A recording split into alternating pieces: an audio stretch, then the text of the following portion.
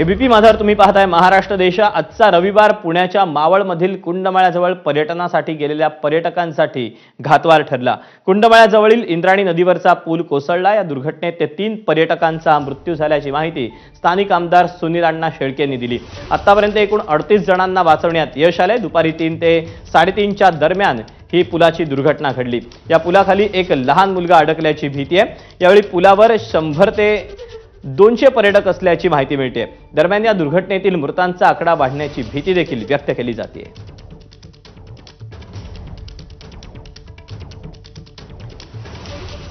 दरम्यान सध्या इथे बचाव कार्य युद्ध पातळीवर सुरू आहे। पाण्याचा प्रवाह देखील अधिक आहे। हा जो पुलाचा भाग कोसळलेला आहे, हा पुलाचा भाग सध्या बाजूला करण्याचं एक मोठं आव्हान सध्या यंत्रणांसमोर आहे। खरं तर 2 ते 3 क्रेन मागवण्यात आलेल्या होत्या, परंतु या क्रेन लहान असल्यानं आता मोठी क्रेन मागवण्यात आलेली आहे आणि पुलाचा जो कोसळलेला भाग आहे तो बाजूला करण्याचं काम सध्या सुरू आहे। घटनास्थळावरून आपल्याला अधिकचे अपडेट नाझीम देतोय। नाझीम, साधारणपणे 7:30 आत्ता झालेले आहेत, अंधार पडलेला आहे, त्यामुळे स्वाभाविकच जसजसा अंधार पडतो आहे तसतसं पुलाचा जो बाजूला काढण्याचा भाग आहे ते त्याच्यासाठीचं आव्हान देखील वाढत जात आहे।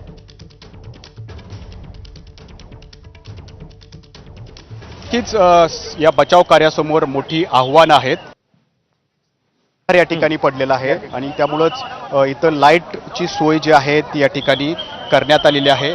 पाऊस आत्ता थांबलेला आहे, पाऊस कधीही वाढू शकतो आणि उद्या परिस्थिती ही हाताबाहेर कदाचित जाऊ शकते, कारण पाण्याचा प्रवाह वाढू शकतो। त्यामुळं आज रात्रीतच हे सगळं बचाव कार्य पूर्ण करण्याचं ध्येय जे आहे ते या ठिकाणी बचाव पथकांनी बाळगलेलं आहे आणि म्हणूनच मागाशी ज्या 3 क्रेन छोट्या होत्या, ज्या 3 क्रेन निकामी ठरल्या, त्याच्यामुळं हा लोखंडी सांगाडा जो आहे तो बाहेर काढण्यात अपयश आलं आणि म्हणूनच आता ही मोठी क्रेन जी आहे ती या ठिकाणी मागवण्यात आलेली आहे आणि याच मोठ्या क्रेनच्या साहाय्यानं आता हा लोखंडी सांगाडा जो आहे तो या ठिकाणी बाहेर घेण्याचे प्रयत्न आहे। खरं तर 2 मृतदेह जे आहेत ते सापडलेले आहेत, परंतु आणखी 2 जण जे आहेत ते या लोखंडी सांगाडे अडकलेत अशी एक शक्यता जी आहे ती बचाव पथकांनी या ठिकाणी व्यक्त केली आहे। त्यामुळं हा लोखंडी सांगाडा जो आहे तो सर्वात आधी बाहेर घेण्याचं ध्येय आणि उद्दिष्ट जे आहे ते या बचाव पथकांनी बाळगलेलं आहे आणि त्यामुळंच गेली 4 तासापासून 3:30 वाजता ही घटना घडलेली आहे, तेव्हापासून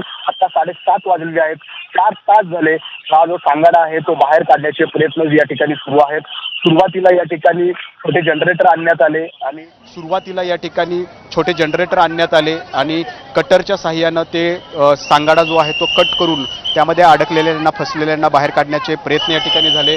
त्यातून एकाला बाहेर काढण्यात यशही आलं, परंतु आणखी 2 जण त्या खाली अडकलेत अशी शक्यता जी आहे ती वर्तवण्यात येते आणि तो सांगाडा पूर्णपणे वरती घेणं गरजेचं आहे। या नदीच्या प्रवाहातून तो बाहेर काढणं गरजेचं आहे। त्याच वेळेला ते 2 जण बाहेर त्यांना काढण्यात यश या ठिकाणी येणार आहे। परंतु पहिल्यांदा ज्या 3 क्रेन होत्या त्या 3 क्रेनच्या साहाय्यानं हा सांगाडा उचलण्याचा प्रयत्न या ठिकाणी करण्यात आला, परंतु ते प्रयत्न जे आहेत ते अपयशी या ठिकाणी ठरले आणि म्हणूनच आता ही मोठी क्रेन जी आहे ती या ठिकाणी मागवण्यात आलेली आहे। 3 क्रेनपेक्षा अधिकचं ओझं जे आहे ते ही क्रेन जी आहे ती वाहू शकते आणि म्हणूनच ही मोठी क्रेन आणलेली आहे आणि या मोठ्या क्रेनच्या साहाय्यानं आता हा लोखंडी सांगाडा बाहेर काढण्याचा प्रयत्न सुरू आहेत आणि हा लोखंडी सांगाडा बाहेर काढल्यानंतर केवळ 2 जणच अडकलेत की आणखी किती जण या ठिकाणी अडकलेत हे या ठिकाणी स्पष्ट होणार आहे आणि त्यामुळंच अंधारात हे सगळं बचाव कार्य रेस्क्यू ऑपरेशन जे आहे ते या ठिकाणी सुरू आहे। रात्रीत पाऊस येण्याची शक्यता आहे, उद्या सगळी परिस्थिती हाताबाहेर जाऊ शकते आणि ही परिस्थिती हाताबाहेर जाऊ नये म्हणून रात्रीतच ही मोठी क्रेन जी आहे ती या ठिकाणी मागवण्यात आलेली आहे। लाईटची व्यवस्था जी आहे ती या ठिकाणी करण्यात आलेली आहे आणि या अंधारात सुद्धा हे बचाव कार्य या ठिकाणी सुरू असल्याचं आपण पाहतोय। नाझीम, साधारणपणे 4 तास होऊन गेलेले आहेत, हे बचाव कार्य अद्यापही सुरू आहे। घटनास्थळावरचा तर तू सांगतोस आहे, पण या पलीकडे जे कोणी जखमी झालेले आहेत तर त्यांच्या परिस्थितीबद्दल किंवा त्यांच्या तब्येतीबद्दल काही कळू शकलेलं आहे का? जवळपास या ठिकाणी ज्यावेळेला हा पूल ज्यावेळेला पडला त्यावेळेला 100 ते 125 लोक या पुलावरती या ठिकाणी होते।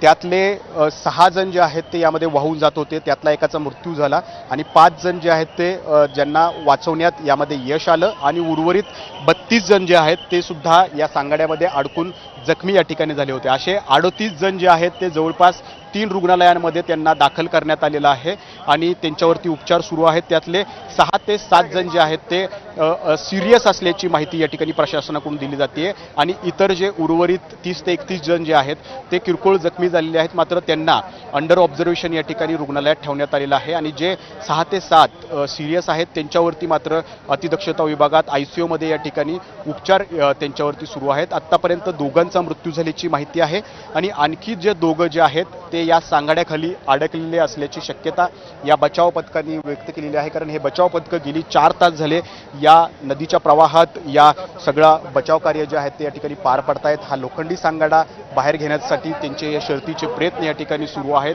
त्यामुळं तो सांगाडा जोपर्यंत बाहेर घेतला जात नाही तोपर्यंत मृतांचा आकडा जो आहे तो या ठिकाणी निश्चित होणार नाही आणि मुळातच या सांगाड्याखाली केवळ 2च जण अडकलेत का आणखी जास्त अडकलेत हे सुद्धा स्पष्ट या ठिकाणी त्याशिवाय होणार नाहीये. त्यामुळंच रात्रीच्या अंधारात हे सगळं बचाव कार्य सुरू असल्याचं